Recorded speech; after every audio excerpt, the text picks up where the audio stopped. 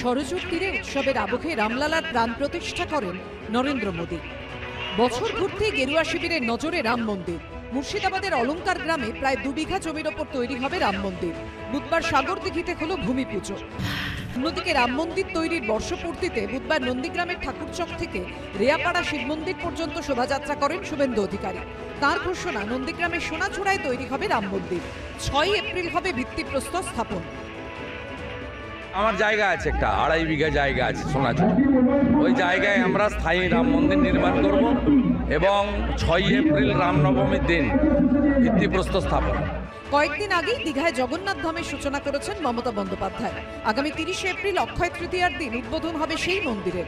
ধুমধাম করে পালন করা হবে রথযাত্রা। অক্ষয় তৃতীয়ার দিন এটা উদ্বোধন হবে এবং এবারে প্রথম রথযাত্রা হবে। রাজনীতির ময়দানে মন্দির বনাম মসজিদ। একদিকে শাসক দলের জগন্নাথ মন্দির, অন্যদিকে গেরুয়া শিবিরের রাম মন্দির। সিপিএম কংগ্রেস দাবি করছে ধর্মীয় আবেগকে কাজে লাগিয়ে ভোটে ফায়দা তুলতে এটাই তো বিজেপি তৃণমূলের বরাবরের কৌশল। এরা দুপক্ষ মিলিয়ে হয় বাবরি মসজিদ নয় রাম মন্দির, এই তালে লেগেছে।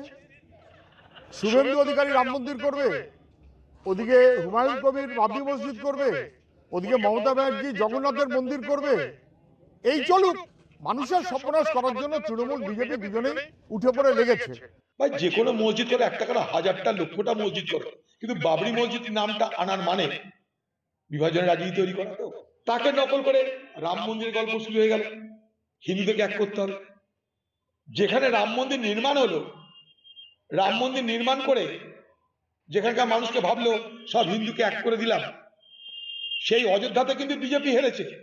অতএব ভারতবর্ষের মানুষ মন্দিরে মসজিদে সারা জীবন বিভাজিত হয়ে থাকবে, এটা ভাবার কোনো কারণ নাই।